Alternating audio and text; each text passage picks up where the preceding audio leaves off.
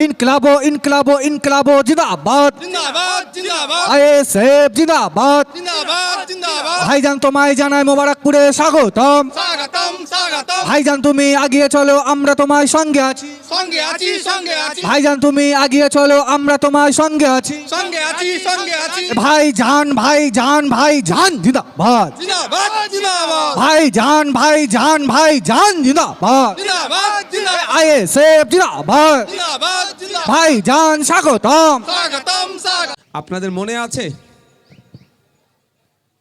আপনাদের মনে আছে যে ওয়াকাফ নিয়ে পশ্চিমবাংলায় ওয়াকাফ আইনকে কি বলেছিল? পশ্চিমবাংলায় কি বলল? ওয়াকাফ আইন বলবৎ হতে দেবে না, ইমপ্লিমেন্ট হতে দেবে না, এটা বলে কি সর্বনাশ করলো। তো তাহলে এখন আমাদের কি কেন এরকম করলো, আতঙ্কের পরিবেশ করলো? এখন আপনি ভাবছেন আপনার এসআইআরের ভোটার লিস্টের নাম থাকবে কি থাকবে না, আর উল্টো দিকে মসজিদের জায়গা কেড়ে নেবে কি নেবে না। তাহলে আন্দোলনটা ভাগ হয়ে গেল না? এটা চক্রান্তটা কে করলো? মমতা ব্যানার্জি যদি এই আইনটা মেনে নেয়, আজকের আইন তো নয়, আইন তো প্রায় 6-8 মাস আগে হয়েছে ভাই, তাহলে তখন মানল না কেন? ঠিক সময় বিজেপির সাথে আলোচনা করে, মিটিং করে, এসআইআরের আবহ তৈরি করে, আতঙ্কের পরিবেশ তৈরি করে মমতা ব্যানার্জির দায়িত্ব নিয়ে আপনাকে ধ্বংসের দিকে ঠেলে দিল। তো এখন সময় আছে, এখনো সময় আছে। আপনাদের বলে যাই, আপনার যে মাদ্রাসা, মসজিদ, ঈদগাহ, খানকা, মাগবারাটা এখনো যদি বাঁচাতে চান, এখনো সময় আছে। গণতান্ত্রিক প্রক্রিয়ায় মাঠে ময়দানে লড়াই করুন। আর আপনাদের মসজিদে যে নামাজটা পড়ছেন, মাদ্রাসাটা যে ওয়াকাফের এখনো আছে, ঈদগাহটা যে এখনো আছে, কোনো মমতা ব্যানার্জির অবদান নাই, এই কোনো ওই 2 নম্বরই নেতাটা সব্যসাচীর আবেদন নয়। সেইটা যদি অবদান থাকে, সেটা নওশাদ সিদ্দিকীদের মতো কিছু লোকের অবদান আছে, যারা সুপ্রিম কোর্টে গিয়ে মামলা করেছে। এই বিশ্বজিৎ দাদের মতো কিছু লোকের অবদান আছে। কি বলছি বুঝতে পেরেছেন? আপনি যে ওয়াকাফ সম্পত্তিটা এখনো কিছু বেঁচে আছে, তার অবদান মমতা ব্যানার্জি, অভিষেক ব্যানার্জির নাই। আর ওইটা 2 নম্বরের নেতাটার নাম কি গো? ভয় খেচ্ছেন নাকি? এই 2 নম্বরের নেতাটার নাম একটু বলুন, জোরে শুনতে চাই। আর একটু জোরে শুনতে চাই। Cheating master. ওকে আমি চিটিং মাস্টার কিছু মনে করি না। ও আমি শুধু ওর বক্তব্যের ক্লিপটা আমায় রাখা আছে। ওর যখন কত বড় অসভ্য, কত বড় বর্বর বলে যাচ্ছি। ওর যদি ভক্তরা আমার বক্তব্যটা শুনে, যাও রাজারহাটে গিয়ে আমার নামে একটা মামলা করে আসো, তোমার নেতা আমার কিচ্ছু করতে পারবে না বলে যাচ্ছে এখানে। বর্বরই বলছি আমি। ওই সভ্যসাচীর যে বর্বরটা যখন বিজেপি ঝান্ডা ধরলো, তখন আপনাকে আমাকে কি ভাষায় কথা বলেছে, যার মাথায় টুপি আছে, মুখে দাঁড়িয়ে আছে, যে হেজাব পরে তাকে নিয়ে কতটা খিল্লি করেছে ওই বর্বরটা। আপনাকে আমাকে মমতা ব্যানার্জি কিছু দেয়নি, কিন্তু মিথ্যাচার করেছে, সেই জন্য ওকে বেগম বলে সম্বোধন করছে। মানে মুসলমানদেরকে একটু নাকি উপকার করে মমতা, কিন্তু উপকার করে না, অপকার করে। তাহলে কত বড় ও বর্বর বুঝতে পেরেছেন? ও এখন আবার ভালো শাস্তে যাচ্ছে। ওকে গণতান্ত্রিক প্রক্রিয়ায় জবাব দিতে হবে। আর তৃণমূল কংগ্রেসকে দেখেছেন কত বড় এরা বিহায়া, নির্লজ্জ, যে মমতা ব্যানার্জিকে বেগম বলেছে, তাকে আবার দায়িত্ব দিয়েছে। মানে আপনি তৃণমূলের বড়দার পদ পাবেন, একবার বিজেপি থেকে ঘুরে আসুন। কারণ রাগ হচ্ছে না কি গো? রাগ যাদের হয় তাদের বলবো, রাগ করে লাভ নেই, এটা গিয়ে আপনাদের নেতাকে শোনা। আপনাদের মনে আছে যে ওয়াকাফ নিয়ে পশ্চিমবাংলায় ওয়াকাফ আইনকে কি বলেছিল? ওটা তো বলেছিল লাগু হতে দেবে না, মানে ইমপ্লিমেন্ট হতে দেবে না, বাস্তবায়ন হতে দেবে না। এটা বলে কি করলো? আন্দোলনের দানাকে বাঁধতে দিল না। পশ্চিমবাংলার মাটি আন্দোলনের মাটি, পশ্চিমবাংলার মাটি বিপ্লবের মাটি, পশ্চিমবাংলার মাটি ভারতকে পথ দেখায়। সেই মাটিতে আন্দোলনকে আপনার দানা বাঁধতে দিল না মমতা ব্যানার্জি। কিভাবে? তিনি ঘোষণা করে দিলেন যে পশ্চিমবাংলায় ইয়ে হবে না, কি বলে, এসআইআর নাই, ওয়াকাফ। এইদিকে লাগাও। এত রাত্রে আর কি দরকার ছিল ওইসব আনার? কি দরকার ছিল? দরকার লাগবে না, থাক, বন্ধ করে দাও। এদিকে তাকাও। পশ্চিমবাংলায় কি বলল? ওয়াকাফ আইন বলবৎ হতে দেবে না, ইমপ্লিমেন্ট হতে দেবে না, এটা বলে কি সর্বনাশ করলো? পশ্চিমবাংলায় যে ওয়াকাফ নিয়ে আন্দোলন সংগঠিত হচ্ছিল ওটাকে ধ্বংস করে দিল। আমি অবাক হয়ে যাচ্ছিলাম, আজকে অবাক হচ্ছি। আপনারা অবাক হচ্ছেন কি বলতে পারবো না। আন্দোলনটা ছিল বিজেপির বিরুদ্ধে, আন্দোলনটা ছিল কেন্দ্র সরকারের বিরুদ্ধে। মমতা ব্যানার্জি কেন আটকাচ্ছিল আপনাদের ভাবতে হবে। মমতা ব্যানার্জির সাথে নিশ্চিতভাবে এই রাজারহাট নিউ টাউনের এমএলএ, রাজারহাট নিউ টাউন থেকে জিতেছে এমপি, যিনি বারাসাতের লোকসভা কেন্দ্রে। আমি তাদেরকেও জানতে চাই আপনাদের অবস্থান কি ওয়াকফ নিয়ে। আপনারা আপনাদের অবস্থান ক্লিয়ার করুন। আপনার নেত্রী আরএসএস এর কথা শুনে, আপনার নেত্রী আরএসএস এর কথা শুনে, বিজেপির কথা শুনে ওয়াকফ আন্দোলনকে ধ্বংস করেছে। আমি যতটুকু জানি যে রাজারহাট নিউ টাউনের বিধায়ক যিনি বর্তমানে আছেন, মন্দের তিনি ভালো, তাই তার অবস্থাটাও তাকে ক্লিয়ার করতে হবে। আর যে সব্যসাচী বলে যে নেতাটা আছে, ওকে 2 নম্বরই 3 নম্বরই বললেও কম হয়ে যাবে, ও 100 নম্বরই নেতা। কারণ আমি বলে যাচ্ছি এখান থেকে, আপনারা জানেন ও ধান্দাবাজি নেতা। এখান থেকে বলে যাচ্ছি, ওই ধান্দাবাজি নেতা এই জন্যই 2021 সালে ও বিজেপিতে গিয়েছিল। বিজেপিতে যাওয়ার পরে এই মোহাম্মদপুরের মানুষদেরকে, এই চাঁদপুরের মানুষদেরকে ও ঘুষপেটিয়া বলেছিল, অবৈধ নাগরিক বলেছিল। এই চাঁদপুরের মানুষকে সিএ করে যারা তাড়িয়ে দেবে বলেছিল, এনআরসি করে যারা তাড়িয়ে দেবে বলেছিল, তাদের সাথে হাত মিলিয়েছিল। ও ধান্দাবাজ ছাড়া আর কিছু। কারো রাগ হচ্ছে নাকি?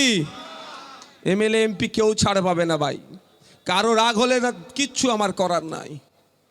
তখন মমতা ব্যানার্জিকে মমতা বেগম বলেছিল, মানে কত বড় হিংসা মনের মধ্যে ছিল, কত বড় নিকৃষ্টর পরিচয়ের দিয়েছিল।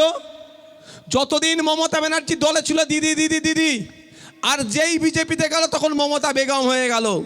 ও আবার লাভ মেরে এসেছে, এখন মমতা ওনার কি হলো, মা হয়ে গেল না। এই জবাব ওদেরকে দিতে হবে, এই ধান্দাবাজগুলোকে, এই ধান্দাবাজগুলোকে জবাব দিতে হবে। এই রাজারহাটে বলে যাচ্ছি, কেউ যদি মনে করে কারো পৈতৃক সম্পত্তি রাজারহাটটা, তাদের জানিয়ে দিতে চাই, তোমার গুন্ডা মস্তানার পুলিশের একটা অংশকে নিয়ে যদি মনে করো রাজারহাটকে তুমি দামিয়ে রাখবে, অত সহজ নয়। অনেক হয়েছে রাজারহাটের মানুষের সাথে অন্যায়, অনেক হয়েছে, আর অন্যায় হবে না। রাজারহাটের মানুষ মাথা তুলে থাকবে। আপনি মাননীয় পশ্চিম বাংলার মসনদে আছেন, আপনার দরকার শিক্ষা, স্বাস্থ্য, কর্মসংস্থানের আমূল পরিবর্তন করা।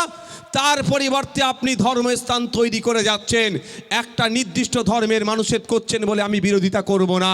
আপনি যদি মসজিদ করেন তারও আমি বিরোধিতা করব, কারণ সরকারের কাজ মন্দির মসজিদ তৈরি করা নয়। সরকারের কাজ হচ্ছে মন্দির মসজিদে যারা যাচ্ছে তাদের রুজি রুটি কীভাবে বৃদ্ধি হবে তার ব্যবস্থা করা। মন্দির মসজিদে যারা যাচ্ছে তারা অসুস্থ হলে কীভাবে চিকিৎসা পরিষেবা ফ্রিতে পাবে তার ব্যবস্থা করা। সরকারের কাজ হচ্ছে এই মন্দির মসজিদে যারা যাচ্ছে তাদের পরিবারের বাচ্চাগুলো স্কুলে গিয়ে বিনামূল্যে যাতে সঠিক শিক্ষা পায় তার ব্যবস্থা করা। সুতরাং আপনি মন্দির করেছেন বলে আপনার আমি বিরোধিতা করছি এরকম ব্যাপার নয়। আপনি মসজিদ করলেও আপনারও বিরোধিতা আমি একইভাবে করব। আপনি গির্জা করলে আপনার একইভাবে বিরোধিতা করব। আপনি গুরুদুয়ারা করলে আপনার একইভাবে বিরোধিতা করব।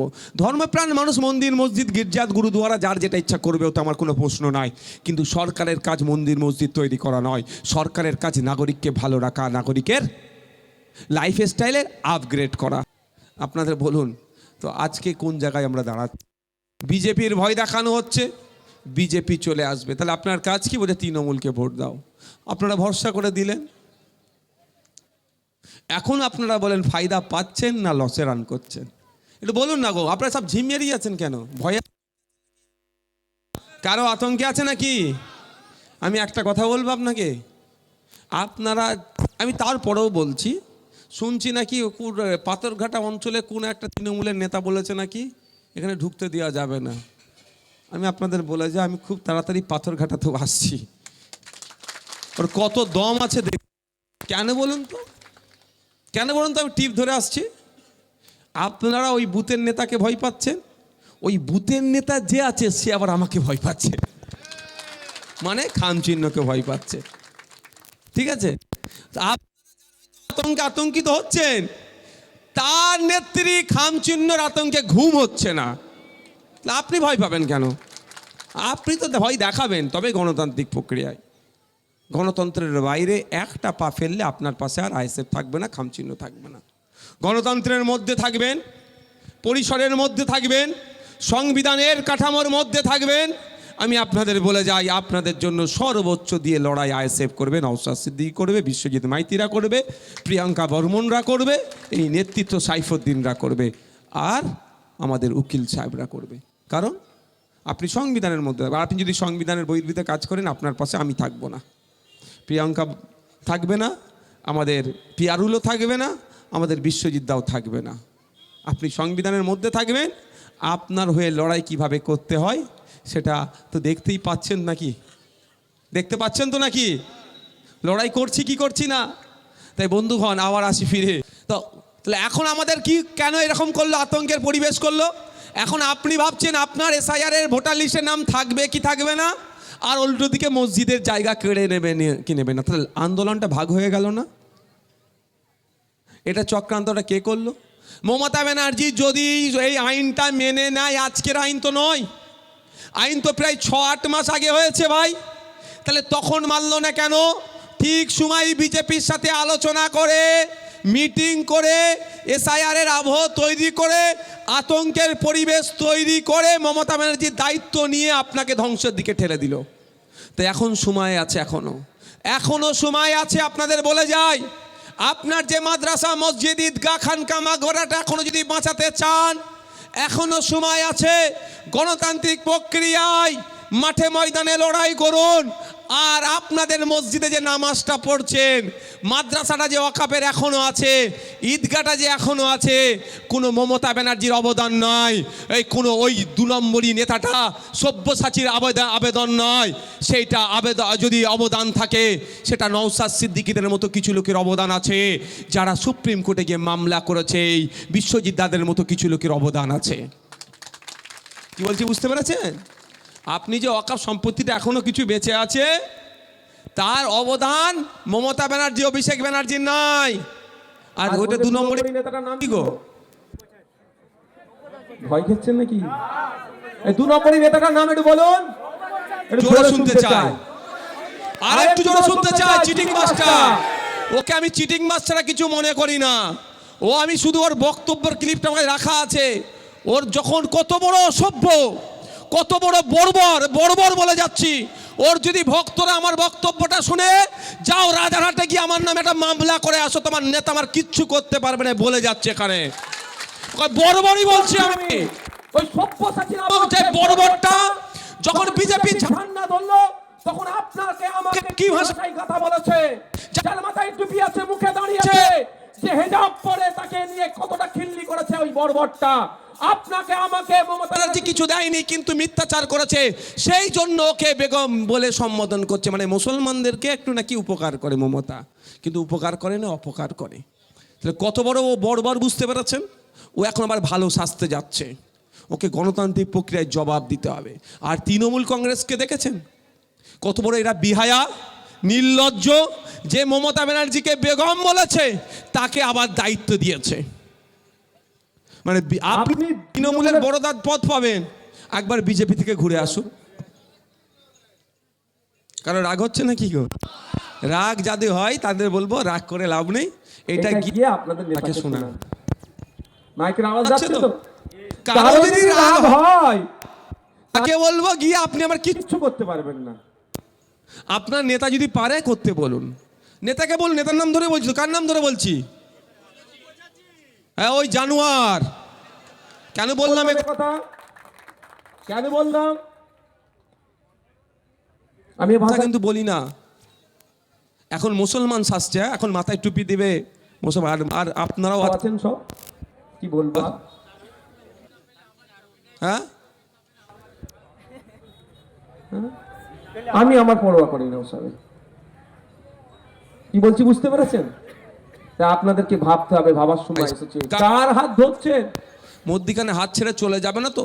এখন বলেন মসজিদের জায়গাগুলো কি হবে, এখন মাদ্রাসার জায়গাটা কি হবে, এখন ওয়াকফ প্রপার্টি কি হবে? আচ্ছা, আমি যে জানোয়ার বললাম, এই শব্দটাকে আমি প্রত্যাহার করে নিচ্ছি ভাই।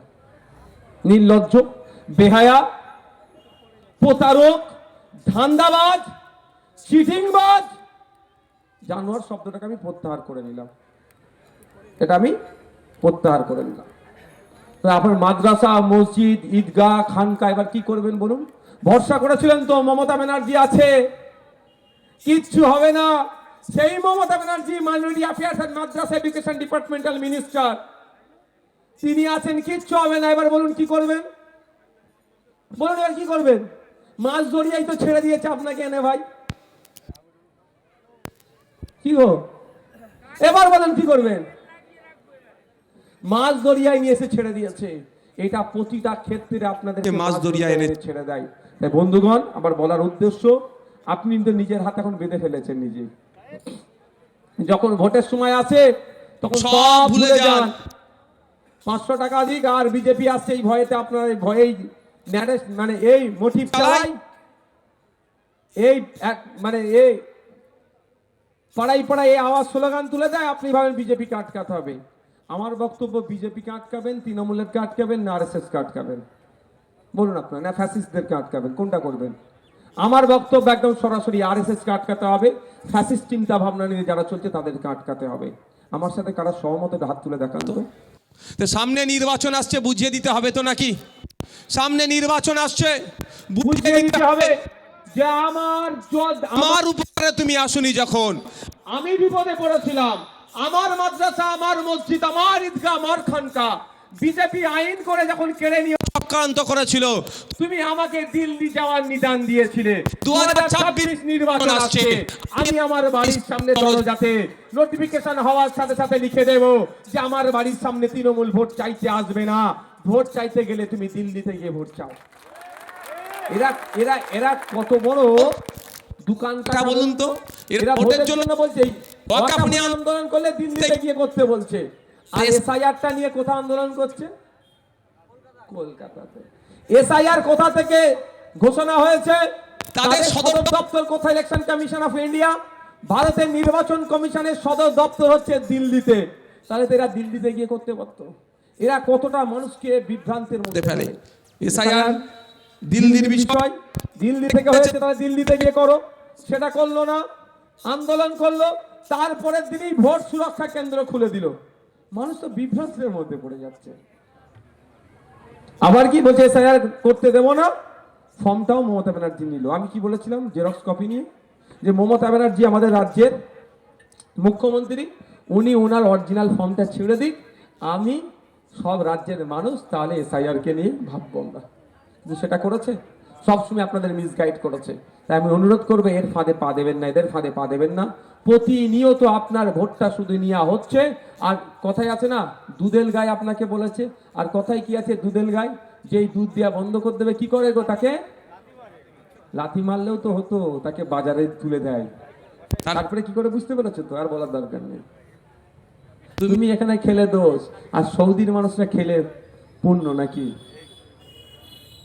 এখানে বলছে গোমাংস খাওয়া যাবে না, চলো বিতর্কে আমি যাব না, কিন্তু এখানে প্যাকিং হয়ে সৌদি আরবে চলে যাচ্ছে, মিডল ইস্টে চলে যাচ্ছে, পৃথিবীর বিভিন্ন কান্ট্রিতে চলে যাচ্ছে, বিক্রি হচ্ছে। আর ওগুলো কারা? বিজেপির বড় বড় নেতাদের, বিজেপি বড় বড় নেতাদের ওই কারখানা, ফ্যাক্টরিগুলো। কি হলো বাবু? তা বলে আমি সব্যসাচী বাবুর নামে বললাম, মনে মনে এখানকার বিধায়কের নাম কি গো, তাপস বাবু হাসছে। অত সহজ নয়, তাপস বাবুকেও জবাব দিতে হবে। যদি ছাপনা মসজিদে 1 ইঞ্চি জায়গা যায়, যেমন মমতা ব্যানার্জির কাছ থেকেও জবাব চাইবো, তাপস বাবুর কাছ থেকেও ছেড়ে কথা বলবো না। কারণ তাপস বাবু পশ্চিম বাংলার আইনসভার একজন সদস্য। তাপস বাবু ওই মসজিদের জায়গা যাদের পূর্বপুরুষ দিয়ে গিয়েছে, তাদের বর্তমান যে প্রজন্ম আছে তাদের ভোট পেয়েছে। তাপস বাবু একজন জনপ্রতিনিধি, তাই তাপস বাবুকেও দায়িত্ব নিতে হবে ওই মসজিদের জায়গায় যেন মসজিদ কমিটি ফিরে পায়। আর যদি এর ব্যবস্থা না করে, পরবর্তীতে স্টেজে উঠে কিন্তু তাপস বাবুর নামেও এরকম চলবে। কি গো, উনি মনে মনে হাসছে, এবার দিচ্ছে সব্যসাচীকে, অত সহজ নয়। সত্য কথা বলবো, কে পড়লো দেখার দরকার নেই, কে ছাড় পেলো আমার দেখার দরকার নেই। যে অন্যায় করবে তার গায়ে লাগবে, যে অন্যায় করবে না তার গায়ে লাগবে না।